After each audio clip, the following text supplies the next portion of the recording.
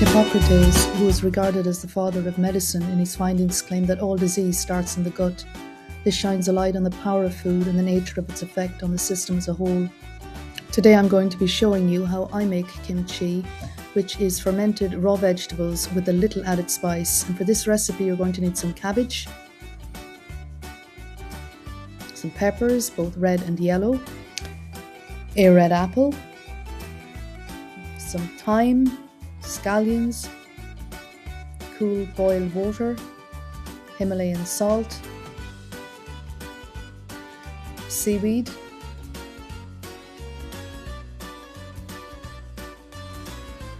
ginger and garlic, spicy peppers or cayenne pepper, a julienne slicer, and some glass jars to store your kimchi. So let's begin. First of all, we need to prepare the seaweed. And to do that, just take a handful of the dried seaweed and add it to a glass bowl. And into that, you're going to pour and submerge the seaweed in some distilled water or purified water of some sort. And this will reconstitute the seaweed within, I'd say, 10 or 20 minutes. So just set that aside. And you will now take some time to prepare your vegetables. So I start by slicing off maybe a thumb-sized piece of ginger, and I'm going to remove the outer skin. And energetically, ginger is a warming, stimulating food source. It's a powerful digestive stimulant, a circulatory mover, and a diaphoretic to break up congestion in the body. So it really is a fantastic addition to your kimchi. I also include garlic, and you can put in anywhere from 3+ garlic cloves, even up to 9. So it depends on your own preference. Maybe start off with 3, and if you're okay with the hot spicy taste of garlic, you can add in more. Garlic has so many medicinal qualities and is a great addition to your kimchi. So I'm just going to add all these little ingredients to a blender. I'm also putting in some hot pepper, and if you don't have a hot pepper, you can also put in some cayenne pepper. And I've put in a scallion there, but even the bulb of the scallion will be more potent. So you could put in a few of those. And we're going to be blending these to make the kimchi sauce, that spicy sauce that coats all the vegetables in our ferment. I also include some fresh herbs from the garden. I've put in some thyme, some parsley, some rosemary, so whatever it is that you have growing or you have in the fridge. Try and get in some herbs. And to that I'm just going to add some water.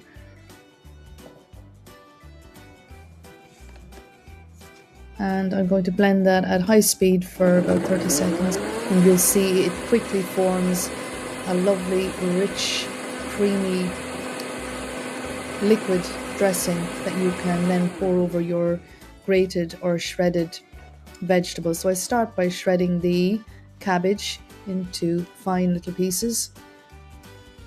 And again, if you like a chunkier kimchi, you can cut it with a knife. I also grate my peppers.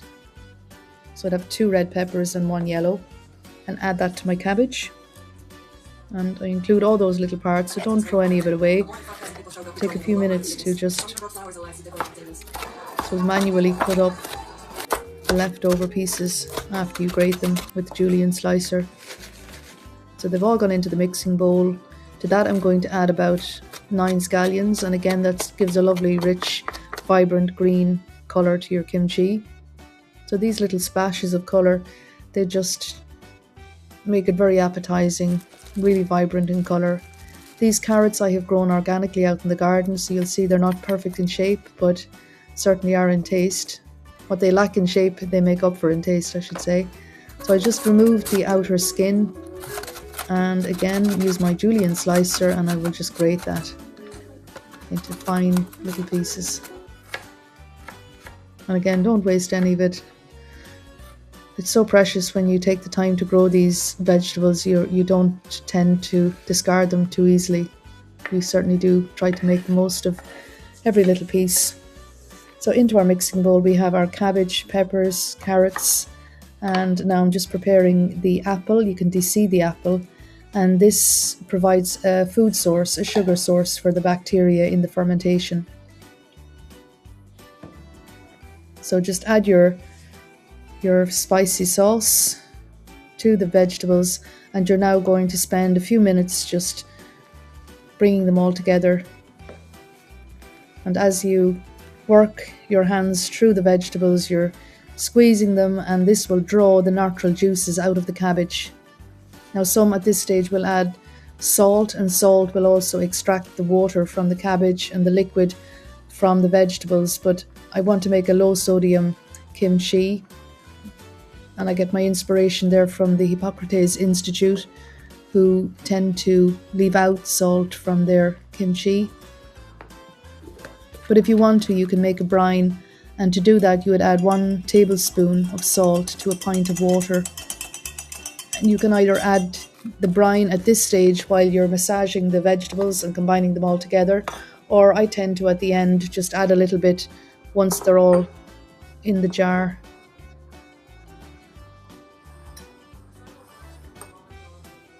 So just prepare your jars, and to the jar you're going to fill them halfway with your kimchi mixture. And if you have something to hand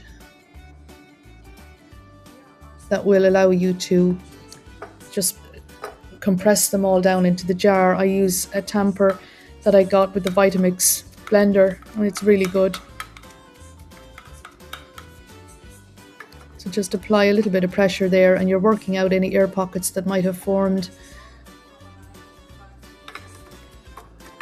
And that's important because you don't want bacteria or air pockets trapped down in your mixture as you're fermenting them.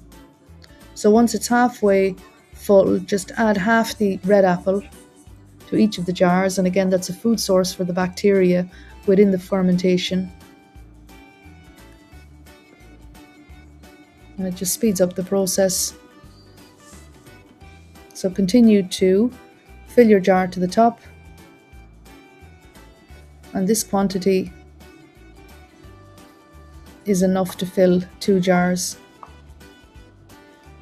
So again, it hasn't cost me very much in terms of the ingredients, and yet I can make 2 sizable jars full of fresh homemade kimchi with all natural, raw, organic ingredients. If I were to buy that quantity in the shop, that would cost me a few pounds to say the least. So for the effort of making your kimchi, those 10 minutes have saved me quite a bit of money, and I know exactly what's gone into it. Now you come back to your seaweed that has reconstituted, and you are going to place a thin layer of the reconstituted seaweed on top. And especially when you're doing low sodium, the seaweed will provide natural minerals to your kimchi and that salty flavor. Again, it's just a food source to feed the bacteria. And once you have everything in, just use one of the layers of cabbage to just submerge everything underneath your brine. And that's when I tend to, just before I put the cabbage on, I tend to pour in some of the brine and then push everything down using the cabbage leaf.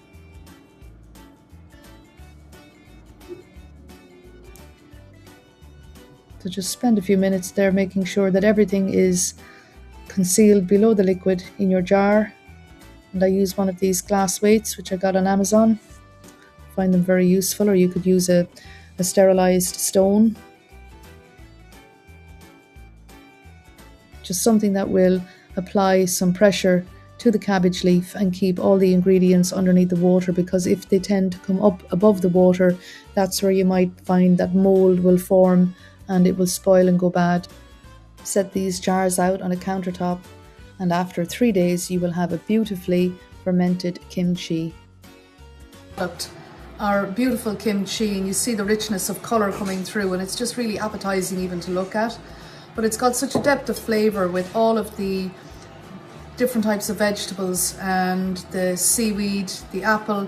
So you have your sweet, your savoury, and lots of complex flavours in there, and it just adds lots of depth to your salad. It's so rich in fibre and probiotics, all of which will benefit your gut health and lead to a more diverse range of bacteria within the gut. And the more beneficial bacteria that we can populate our gut with, the better it is for your overall health, for your digestive health, to support your immune system. So we're always trying to find ways to bring in fermented foods, and kimchi is a fantastic way of doing it. Really delicious. Going to save you in the long run, going to save you a lot of money as well. All you have to do is either grow your own home ingredients or go to the supermarket and find good quality ingredients to include in your kimchi. And always, if you can and they're available to you, go with your organic produce that have not been chemically sprayed. And in doing so, you are looking after your gut health and being very mindful of what you put into your body, because what you put in is going to feed the bacteria that are currently there. And if you're eating food that is technically dead and heated and heavily sprayed with chemicals, think of the damage that will do to your gut flora. It's not going to enhance your health in any way, but when you have peace of mind, you know exactly what's gone into your food, and you have been involved in the process of making your own food. There's an energetic value to that, and don't ever underestimate the energy and the intention that you hold for yourself and your health and the health of your family when you make your food. That becomes part of the healing medicinal value of the food that you consume. And kimchi is a fantastic addition to your salad. There's something about the taste of food that you've made yourself. You really appreciate that food so much more than one that you buy in the store, and don't have that same connection. But when it's food that you have made, there is a different connection that you have with the food that makes it very medicinal for you. And gives you great peace of mind and great appreciation, and just draws you back into that connection with nature. So it's well worth it.